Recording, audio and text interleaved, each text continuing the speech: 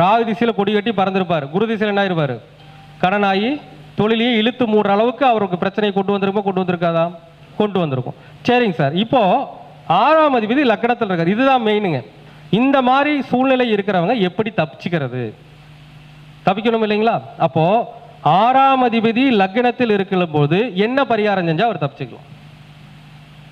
இப்ப நல்லா புரிஞ்சுக்கோங்க, இதனுடைய பிரபஞ்ச தத்துவத்தை நாம் ஆய்வு செய்யணும்.